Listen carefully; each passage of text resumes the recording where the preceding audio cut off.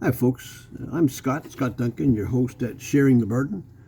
We broadcast two shows every Tuesday, one at 11 a.m. and the other at 10 p.m. And we're all about recovery, and we bring on recovery stories. A lot of those stories have to do with people who've been incarcerated and been released. We've come to know them inside, and now we know them outside, and we know that our recovery program is helping to a great enough extent that we can actually see people who are inside on the outside, not only on the outside, but healthy, emotionally healthy, and that is a key. It's something we're very pleased that we're able to do. But anyway, I've thought today of how do people get connected, and our programs and a lot of other programs within the shall we say, the recovery business. And in our case, we cater to absolutely anybody who wants support. We don't look for somebody with an addiction or a serious compulsion or a history of a bad time or anything like that. We end up with all of that, but we certainly want to cater to absolutely everybody who wants support, and that is most of us in one fashion or another. But I quite often think that many people who are looking for a spiritual answer, and we profess not to be people with religion, but people with a strong spiritual sense of what works that way in life and what doesn't. So I guess a lot of people must say, well, such and such, and I see some of these people and they seem almost brainwashed or so enthralled, enthused with their it sounds like religion, but I think oftentimes it's as we are, people with a faith, but faith in something higher, and they don't necessarily have to label that faith, although over time they may go a certain way, as a lot of us do. And I don't mean my way or some other way, but people generally at some point want to define and not classify so much, but have something that there's some commonality with others who believe in a similar fashion. But how does one get connected to a power, higher power? A godly, a godly being of some sort. And well, there's a few things I think are necessary. I wrote them down this morning so I wouldn't forget on you, but. The first thing is to come to grips with, well, there must be something out there. There's got to be more to this than, that many believe would be just a boom in evolution and etc. And now we have no doubt that things evolve in certain ways, and we're not here to refute any of that, but we do believe that there needs to be something higher that's also alive and vibrant and connectable even today. And that's where this sense of a higher power can become a little more real. We can accept that there's something and there's some sort of way to connect with that. And the first thing is don't label it God, Jesus, Muhammad, Buddha. And you may have to, depending on how you're brought up, but if you don't have to and you're looking, don't do that. You start to communicate with this entity, and I know it sounds foolish when you've not done something like this, but I think you'll find if you treat that entity as though it's real, that supporter or whatever you want to call this being is there, and you can communicate just by simply speaking to it. You don't have to speak out loud. You don't have to. Be in a prayerful way. You don't have to use certain words, I don't believe. I believe just, you've got a special sort of spiritual friend, and you communicate with that spiritual friend in whatever way is comfortable for you.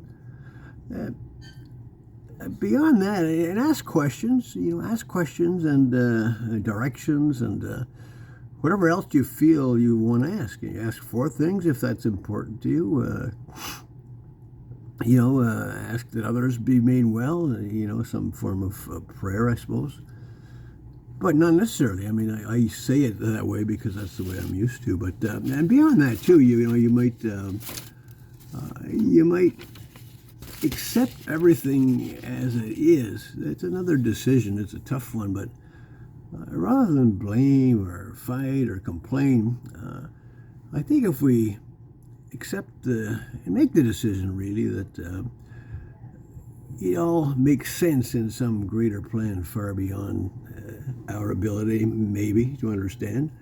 Maybe some of us feel we do understand. Maybe some of us are given glimpses of some sort of what it's like to be in this world of whomever, whatever, is able to direct, create, control, keep it all going, And one thing I've come to is I've got to believe that it's a reality, it's a real power. It's to me, it's the Almighty, and I call my belief of a higher power God. It's my belief that God, my God, the way I understand, the way I believe in Him or her or whatever it is I believe, is such that He or she or that entity is all powerful. And to me, that means all, means everything, not just powerful. Because if that God is just powerful, well, where do I fit in? How would I have power? Does that power come from that God? Is it doled out somehow? Or do I have any? And you may be different in life, but I found if I learn that word acceptance and take it to the nth degree, I simply accept everything. And today I honestly do believe that if I operate that way and accept, where I think I might be weak, where I think I might be strong, where I think I win, where I think I lose, accept it all as my part of my blueprint for life. I'm no different than you. I've had hardships. I've lost things and people, and I've been sick and had several reasonably serious diseases, mostly related to cancer.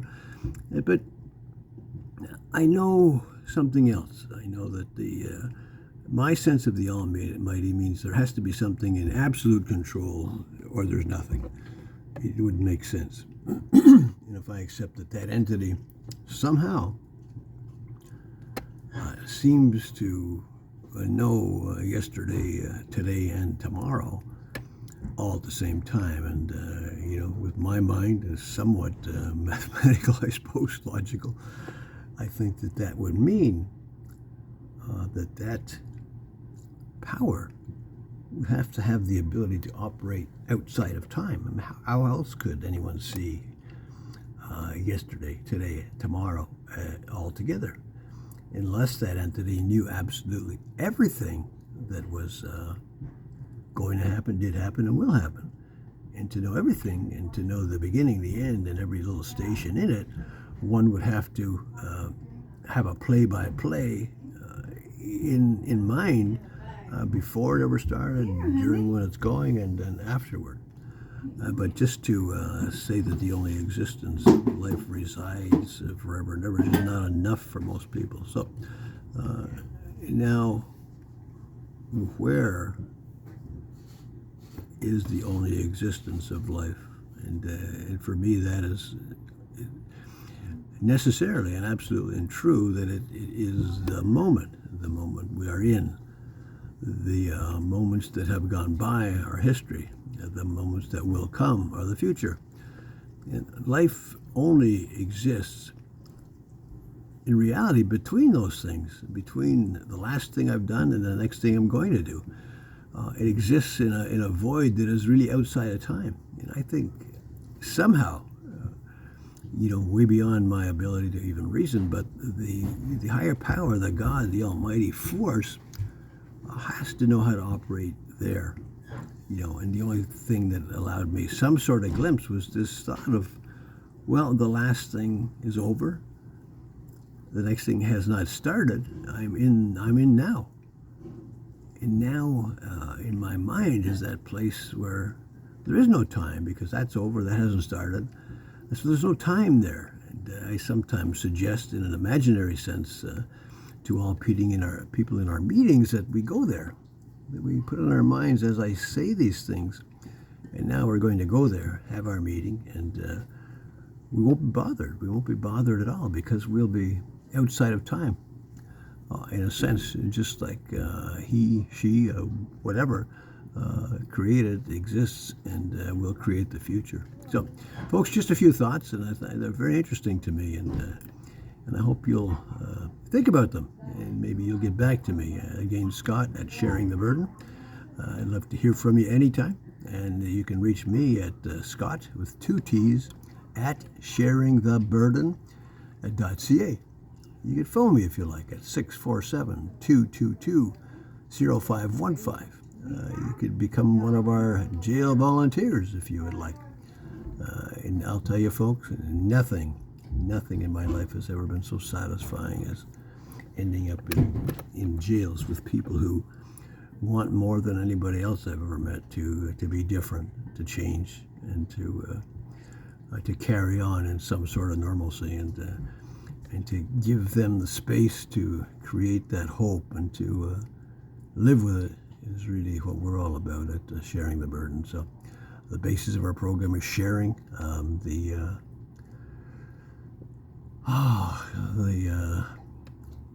longevity of it has to do with not how well one shares, but that one shares, that one expresses what's on the inside and feels that that can be done in a safe, uncommented upon arena with peace and so on, and we provide that, we believe.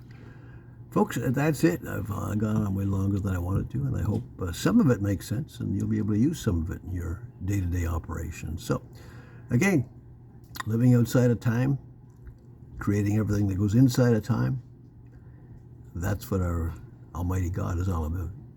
God bless you, folks. See you soon. Again, Scott at Sharing the Burden. Love you all.